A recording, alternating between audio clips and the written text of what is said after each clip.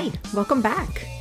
In this video, I want to talk about kids with dyslexia and learning a new foreign language. So I think most schools in the United States introduce foreign languages at some point along the spectrum of elementary school to high school. There are more and more schools that are introducing a second language to children as young as preschool. Some are even sort of bilingual immersion schools. But probably more traditionally, somewhere around middle school age, kids get offered the opportunity to choose which second language they want to learn. Do they want to learn Spanish, French, Mandarin, whatever it is that's offered in your area? But should a kid who has dyslexia, who has struggled to write, read, and spell in English, be taking a second language? Maybe. Let's dive into it. For those who don't know me, my name's Christine. I am a pediatrician and a mom who brings these videos to you to provide parents of kids with dyslexia information and tips that they need so we can raise empowered young adults. So let's get down to it. What do you need to think about to make the decision about whether or not your dyslexic child should take a foreign language?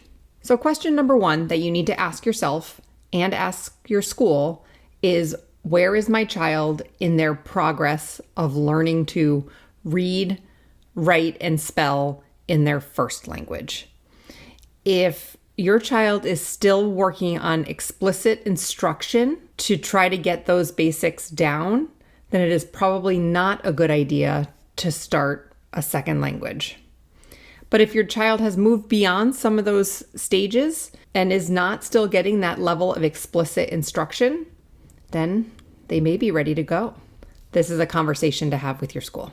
A second question to ask your school is, what supports are in place for learning the second language? If your child needed structured, explicit instructions to learn to read and write in their first language, then we should expect that they will need that again to learn a second language. So is the school going to provide that kind of support? So the third question that you might ask yourself or ask your school is, which language should they choose? Now, the good news here is if your child has mastered reading and writing in English, they have already mastered one of the more difficult languages to learn. So we're in good shape there. But it may not be a good idea to choose another challenging language. And how do we know which languages are easier or harder to learn? One of the things we look at is the language's orthography. I know, that's a new word for me too, as I was learning about all of this. Orthography has to do with the complexity of the rules of the language and how many exceptions there are to the rules. So think about English, for example. We have rules, but we have so many exceptions to those rules. Think about the word there. And there, and there, and two, and two, and two, and how they're all spelled different, but they're saying the same thing.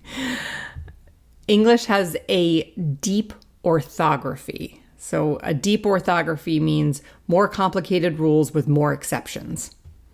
A shallow orthography would be a language that has more straightforward rules and very few exceptions to those rules. I will put up an image here that shows you some common languages that you might know and whether or not they have shallow or deep orthography. The bottom line is, if you are looking to choose a language with a shallow orthography, then you're probably best off picking Italian or Spanish as a second language. Finnish is the most shallow on this list that I've offered you, but there probably aren't many schools offering Finnish, but if that's an option, you could do that. You might be curious about some of the East Asian languages like Chinese and Japanese, and they too have a deep orthography.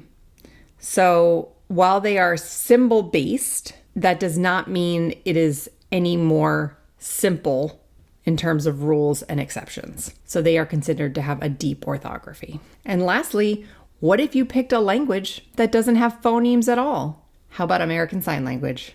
That is a great way to bypass the challenge of linking letters to sounds, right? So if that's an option, you might explore that. A fourth question you could explore with the school is whether or not there are other ways to fulfill foreign language requirements other than learning the foreign language. Is there a conversational class where you aren't responsible for reading and writing the language, just learning to speak it? Or is there an arts or cultural class where you can learn about a different culture in lieu of learning a different language?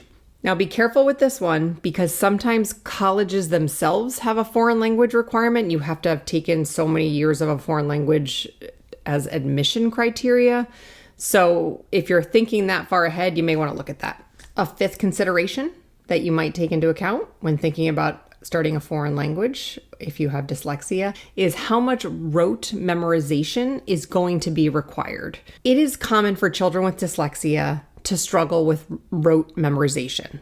Think about math facts or spelling words.